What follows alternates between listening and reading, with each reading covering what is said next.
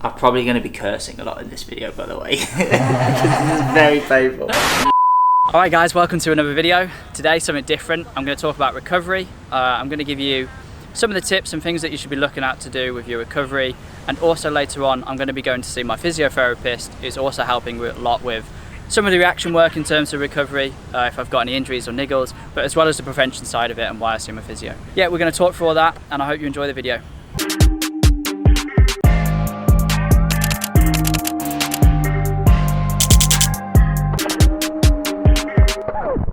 The first thing I want to talk about with recovery is stretching. Something we all know it's like a good for cool down and things like that, but what I kind of want to dive into is some of the tips that I know from an athlete's perspective with my training and my running, and what I've kind of started to do with stretching.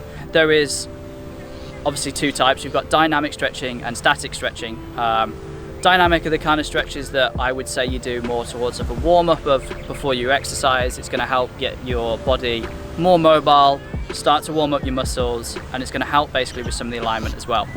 So dynamic stretching is really good before you work out, but it's also quite a good thing to be doing separately, just like what yoga's like, where you're doing these dynamic or flow movements that are going to help with mobility and alignment.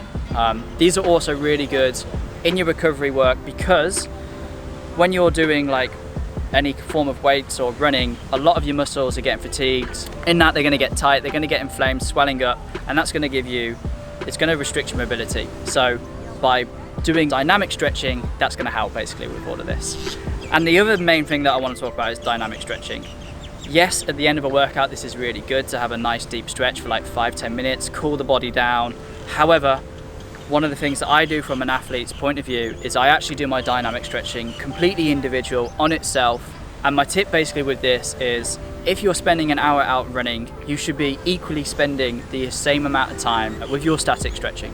So if I go for a 30-minute run, on that evening, maybe about an hour or so before I go to bed, I will spend 30 minutes on stretching mainly the muscles I've worked that day. So if I've done upper body, I will go and do the same amount of time stretching those muscles. Okay, so the next thing I want to talk about is rolling. Okay, so as you can see down here, I've got two rollers. I've got the ball roller and also the main roller that we're all familiar with. So why this is really good for recovery? This is something you can do without going to see a physio or getting a massage. So what a roller is going to do is it's going to be able to get deep into some of the working muscles. When, as I just mentioned earlier on with stretching, when you've worked and fatigued the muscles or ripped the muscle fibers, what happens is you get a lot of inflammation. You can build up knots and things like this. So by rolling on the muscles that you've worked, it's going to relieve some of that inflammation, relieve some of that tension, and again make your muscles more supple, and it's going to help your recovery a lot faster. Okay, so next I'm going to talk about sleep and diet. So these are things that kind of aid your recovery. So why this is super important, and it's something that again we all think we know that it's important, but it's something that we're not disciplined on. Basically whilst you're sleeping is the main time that your body's recovering. Your body's resting. Anything you've eaten that day from a diet perspective or whatever you're doing, your body is now reusing these nutrients at this point. So when you're in sleep, and at REM sleep specifically, is when your body is its most efficient state of recovery. So this is why sleep is super important. So the harder you're training, the more sleep or the more good sleep that you need to get. Adding to that, what's going to help expedite your recovery even more is obviously diet. Putting in the right foods into your diet, into your body, is going to help and speed recovery. A lot of the times people say you can exercise over a bad diet, you can exercise out a bad diet, but that's great, but you're just basically going to be taxing the body even more by not putting the right foods in there. One thing that I've always noticed is that the more I exercise, the more my body actually starts to crave the right foods that it wants. So again, we know diet's important, but more so, it's really important for your recovery. It's going to speed up that recovery rate and get you to be performing stronger and faster the next time you go out exercising or training. Okay, so finally, I want to talk about kind of active recovery work. I go to see my physio, I would say every other week, maybe every week, depending on what's going on. But why physio is really important is a lot of people normally go and see their physio when they've actually got an injury. However, going to see your physiotherapist on a bi-weekly basis is super important because it's proactive recovery work. As much as stretching, as much as rolling, sleep and diet, there's still things that you're not going to be able to do yourself, such as getting deep into the muscles and the tissues to help the recovery. So going to see your physio is going to help that. And the other thing is, a lot of the times our alignment comes off. We get tight in certain areas of our body, and that affects our alignment. So the next time we go and do physical movements with weights or running, because our alignment's off, we're increasing our risk of injury.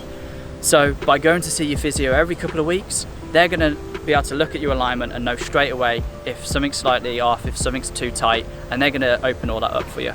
I'm now going to actually head over to see my physio. We're going to work on some of the current injuries I've got, so see you there.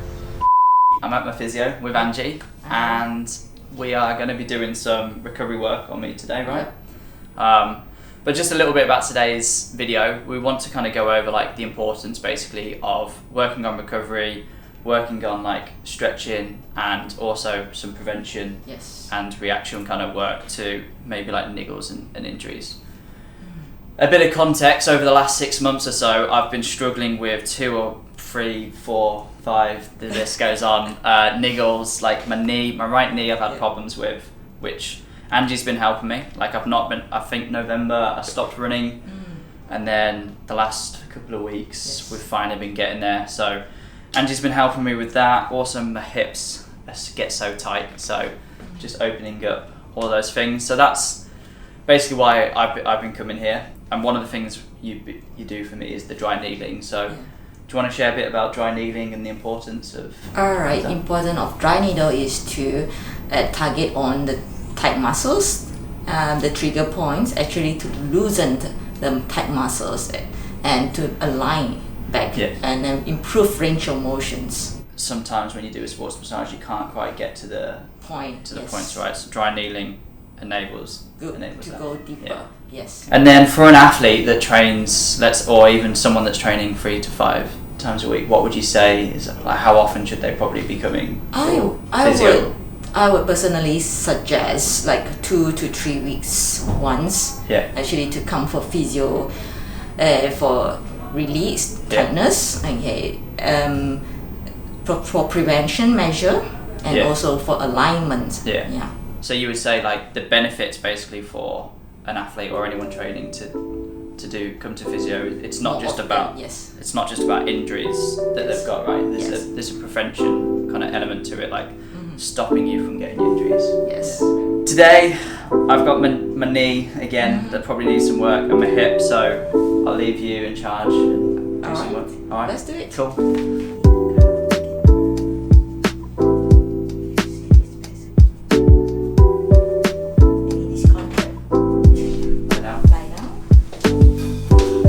Probably going to be cursing a lot in this video, by the way. This is very painful.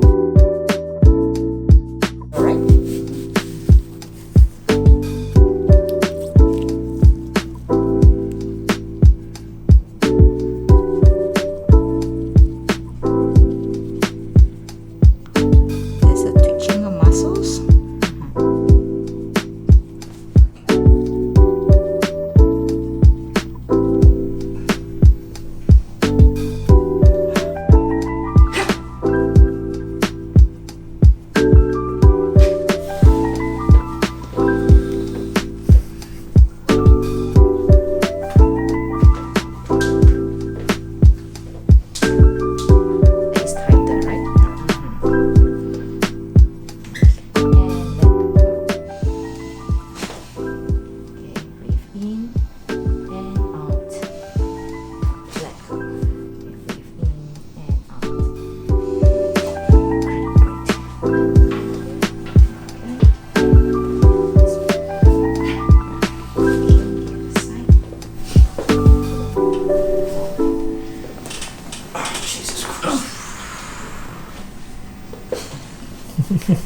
Hear the cracking? No, it cracked the minute you just started moving it. And let go. Breathe in. Softly. Yeah.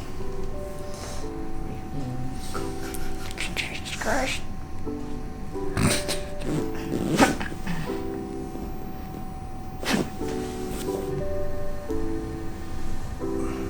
in.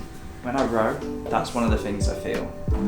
like in my first few rows, it almost feels like there's a crunch in my hip. Do you know what I mean? Because it's quite, your SIJ is quite tight. Look at that right now. The range actually increases. Yeah. Yeah. So just now compared to here, I Yeah. can feel the resistance.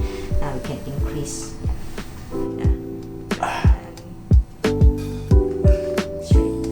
Yes. Burn. Now resist me. That way.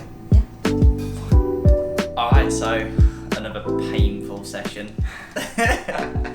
Today we'll do some dry needle, some soft tissue release, alright, and some manual cracking work.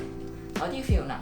A lot better. Like, I think my hips and my back today were really tight. I think you can see as well. So Yeah, he's more aligned right now. yeah. What I tend to get is like this. It's not like a pain that like hurts, but it's like this constant annoyance that you just know it's there. It's like someone's just got a finger like in me, and that's normally what I'm feeling like for days. But then The trigger point. yeah, but then after you do all the work, it's like it goes. So I'll share some details in the description. Cool. Alright, well thanks, hope you enjoyed it, and we'll share some more information soon. Alright, Cheers, Andrew. cheers. Bye.